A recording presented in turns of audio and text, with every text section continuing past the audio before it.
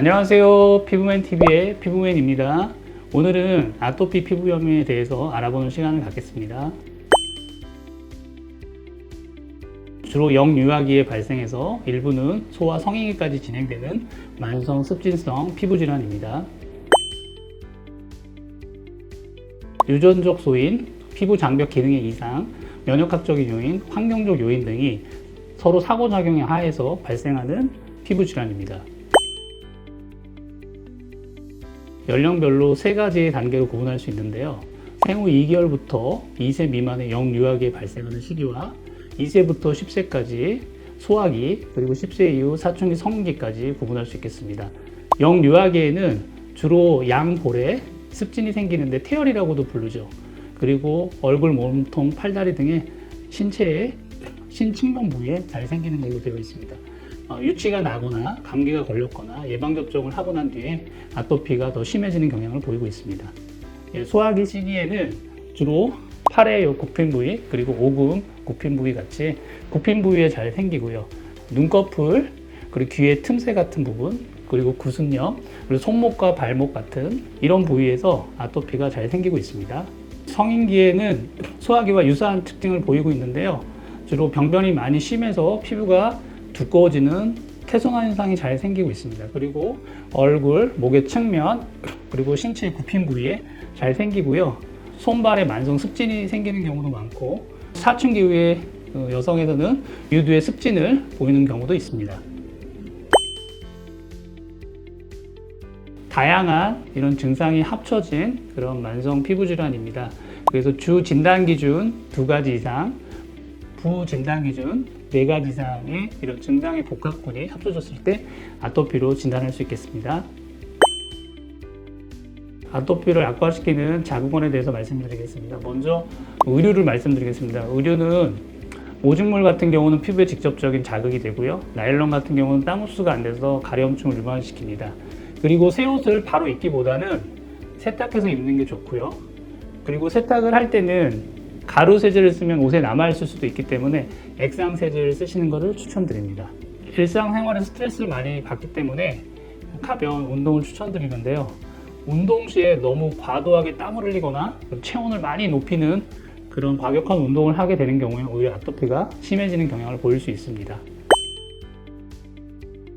특히 알레르긴 항원에 노출됐을 때 아토피가 심해지게 되는데요. 대표적으로 흡입 알레르겐과 음식물 알레르겐이 있습니다.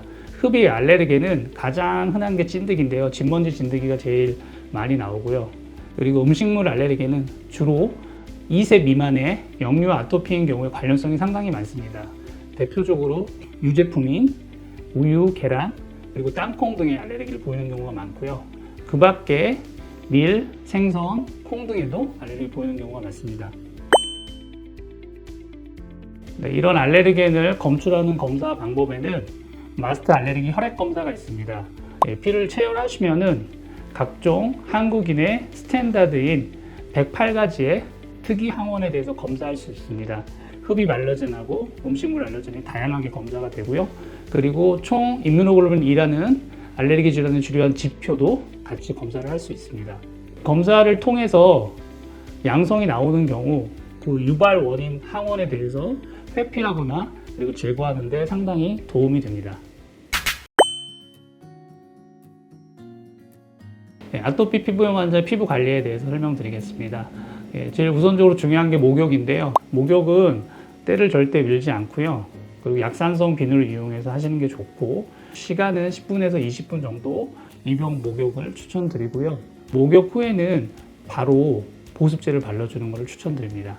보습제는 적어도 하루에 2번 발라주세요. 땀 흡수도 잘 되고 자극을 주지 않기 때문에 아토피 환자에서는 속옷은 순면 재질을 추천드립니다. 그리고 아토피 환자분들은 자다가도 막 긁습니다. 그리고 평상시에도 긁고요. 그래서 손발톱을 짧게 관리해 주는 것을 추천드립니다. 그리고 실내의 온도와 습도를 적절하게 유지시켜 줘야지 아토피 악화를 방지할 수 있겠습니다. 가벼운 아토피 피부염은 바르는 약으로 치료를 합니다. 대표적인 게 국소스테로이드 제제인데요. 국소스테로이드 제제는 강도가 7단계로 나눠져 있고, 환자의 나이와 증상의 피부 부위에 따라서 적절한 선택적 치료가 필요합니다. 증상이 생겼을 때 첫 주에는 하루 2번 정도 발라주는 게 추천드리고요. 그리고 연속해서 2주 이상 바르는 거는 자제하셨으면 좋겠습니다.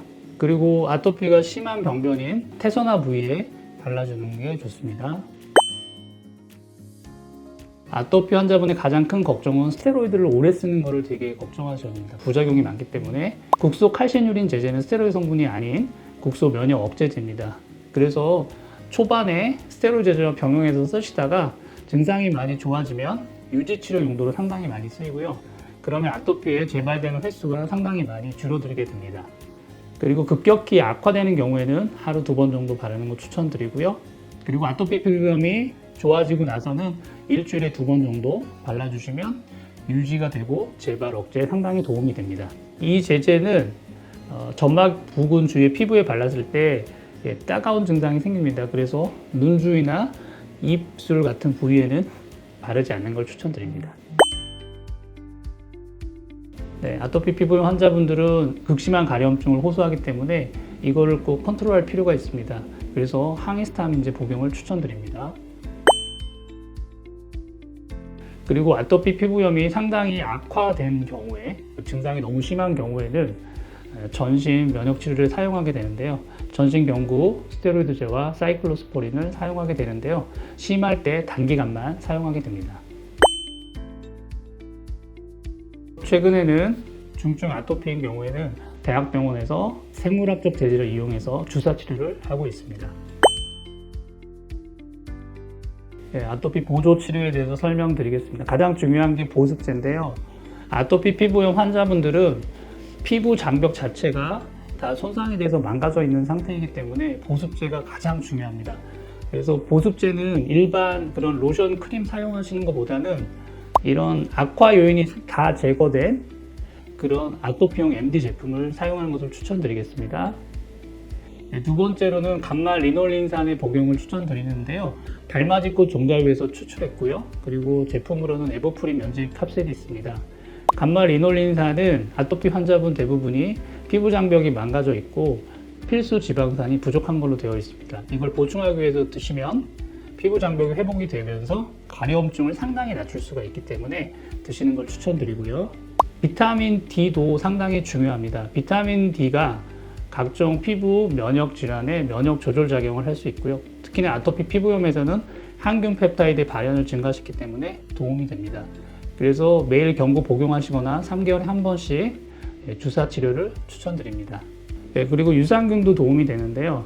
유산균은 위장관에 유익한 미생물을 투여해서 장내에 유익한 미생물 박테리아 환경을 만들 수 있습니다. 그러면 전신의 염증 반응을 줄이는데 상당히 도움이 됩니다. 아토피 피부염을 치료하는 데 있어서 광선 치료도 상당히 중요합니다. 아토피 피부염의 어떤 범위에 따라서 3가지 광선 치료기를 사용할 수 있는데요. 전신 단파장 자외선 광선 치료기와 손발 단파장 자외선 광선 치료기, 그리고 국소 부위에 생기는 국소 단파장 자외선 광선 치료기 등을 이용해서 치료할 수 있겠습니다. 예, 제가 지금 광선 치료실에 왔고요. 여기 보이시는 이 장비는 전신을 치료하는 단파장 자외선 광선 치료기입니다. 그러면 제가 어떻게 사용하는지 한번 보여드릴게요. 보호하기 위해서 이렇게 보호 두건을 착용했고요. 그리고 한번 안으로 들어가 보겠습니다. 여기 보시면은 안에 램프가 상당히 많이 있거든요. 예, 여기로 올라가셔가지고요. 이 보호 고글을 착용하시면 됩니다. 착용하시고 요 밑에 있는 빨간 버튼을 누르시면 저희가 밖에서 에너지를 세팅하고 치료가 시작하게 됩니다.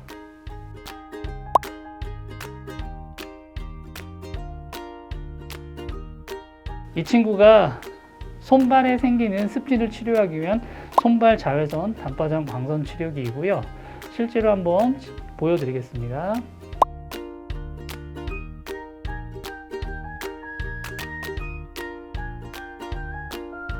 이 친구가 국소 단파장 자외선 광선 치료기고요. 엑시머 라이트라고 불리는 엑시스 308 장비입니다. 독일 GME사에서 만든 장비고요. 여기 보시면 여기 모니터는 에너지를 세팅하는 부분이고요. 여기는 이제 광선이 나오는 핸드피스가 되겠습니다. 그리고 여기 핸드피스에 습진의 병변 사이즈에 맞게 팁을 장착해서 치료를 할 수 있습니다. 여기 보시면 이렇게 다양한 사이즈의 팁이 있고요. 여기는 특히나 이제 크리스탈로 만든 그런 팁들도 있습니다.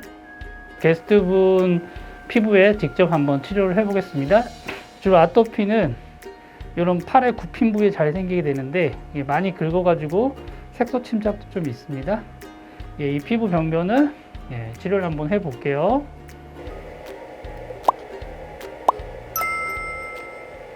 지금까지 아토피 피부염에 대해서 알아봤습니다.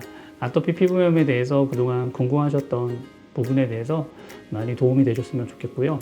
지금까지 피부맨TV의 피부맨이었습니다. 구독, 좋아요, 알람 설정은 영상 제작에 큰 도움이 됩니다.